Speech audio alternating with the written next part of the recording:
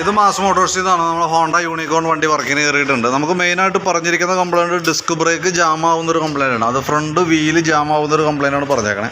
അപ്പോൾ നമ്മളത് അഴിച്ച് ചെക്ക് ചെയ്യുന്ന സമയത്ത് നമുക്ക് അതിൻ്റെ ഈ ഡിസ്ക് ബ്രേക്കിൻ്റെ കാലിപ്പർ അസംബ്ലി ഉണ്ടല്ലോ, അതിൻ്റെ ഈ പിസ്റ്റണൊക്കെ ഫുള്ള് ടൈറ്റ് അതിൻ്റെ ഉള്ളിൽ നല്ല ടൈറ്റ്. സാധാരണ ബ്രേക്ക് പിടിക്കുമ്പോൾ കയറി വരണം, അത് കഴിഞ്ഞ് കൂളായിട്ട് ഇറങ്ങി പോകണം. ഇതിങ്ങനെ വന്ന് നിന്നിട്ട് അങ്ങോട്ടും ഇല്ല ഇങ്ങോട്ടും ഇല്ലാത്തൊരവസ്ഥയിലാണ് ഇപ്പോൾ നിൽക്കണേ. അതേപോലെ തന്നെ അതിൻ്റെ MC സബ് അസംബ്ലി, ഇതിനകത്തും അതുമായി ബന്ധപ്പെട്ട ബ്രേക്ക് ഫ്ലൂയിഡൊന്നുമില്ല. അത് ശരിക്കും പറഞ്ഞാൽ ഊറ്റിക്കളഞ്ഞാലാണ്. ബ്രേക്ക് ജാമായി കഴിഞ്ഞപ്പോൾ ഊറ്റിക്കളഞ്ഞപ്പോൾ ഫ്ലൂയിഡ് പോയേക്കണതാണ്. ഇത് പിസ്റ്റൻ്റെ ഈ ഭാഗം, അതായത് MC-യുടെ ഈ പിസ്റ്റൺ വർക്ക് ചെയ്യുന്ന ഭാഗം അത്യാവശ്യം തേയ്മാനം കാണിക്കുന്നുണ്ട് കേട്ടോ. അത് നോർമൽ ഇങ്ങനെ വന്ന കേസിൽ സാധാരണ നമ്മൾ ഇത് മാത്രം അഴിച്ച് റിപ്പയർ കിറ്റ് മാറ്റി റീസെറ്റ് ചെയ്താലും ചിലപ്പോൾ ഈ ഡിസ്ക് ബ്രേക്കിന് ഈ പെഡൽ കിട്ടാനായിട്ട്, അതായത് തീരെ പെഡൽ കുറവ് കാര്യങ്ങൾ വരാറുണ്ട്. തന്നെയല്ല പിന്നീട് നമുക്ക് അഴിക്കുമ്പോൾ ഈ ഐറ്റം മാറ്റി കളയേണ്ടിയും വരാറുണ്ട് ഈ MC മാസ്റ്റർ കിറ്റ്.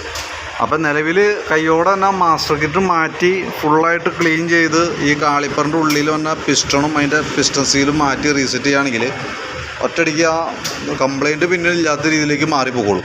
പിന്നെ ബ്രേക്ക് പാഡിൻ്റെ അവസ്ഥ അറിയാലോ, കാരണം ഞാൻ ബ്രേക്ക് ഫുൾ ലോഡായി കിടന്ന് ഓടിയതാണ്. ബ്രേക്ക് പാഡ് തീർന്നേക്കാണ് കേട്ടോ. അപ്പം ബ്രേക്ക് പാഡും നമുക്ക് ചേഞ്ച് ചെയ്യേണ്ടതായിട്ടുണ്ട്.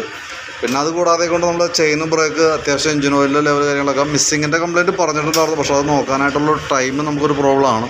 എന്നാൽ ഓടിച്ച് നോക്കുമ്പോൾ അങ്ങനെ വലിയ പ്രശ്നമായിട്ടില്ല. ആ എടുക്കുമ്പോൾ മാത്രമുള്ളൊരു പ്രോബ്ലമാണ് കൂടുതലായിട്ട് കാണുക.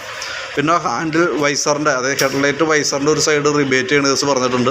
സ്പീഡോമീറ്റർ ചെക്കപ്പ് പറഞ്ഞിട്ടുണ്ട്. സ്പീഡോമീറ്റർ ചെക്കപ്പ് കേബിൾ പൊട്ടിപ്പോയേക്കാണ്. അപ്പോൾ കേബിൾ മാറ്റി അത് റെഡി ആയിക്കോളും.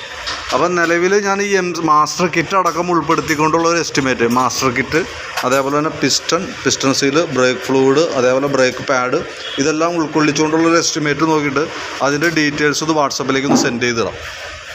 അപ്പം നോക്കിയിട്ടൊന്ന് റിപ്ലൈ ഇടണം, കാരണം അതനുസരിച്ചിട്ട് വേണം നമുക്ക് വർക്ക് കംപ്ലീറ്റ് ചെയ്യാനായിട്ട്.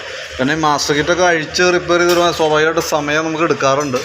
മാക്സിമം നമ്മളിന്ന് തരാനായിട്ട് ശ്രമിക്കാം. അതല്ലെങ്കിൽ നമുക്ക് തിങ്കളാഴ്ച ഒരു ഉച്ചയാകുമ്പോഴത്തേക്കൊക്കെയാണ് ക്ലോസ് ചെയ്യാനായിട്ട് പറ്റുള്ളൂ.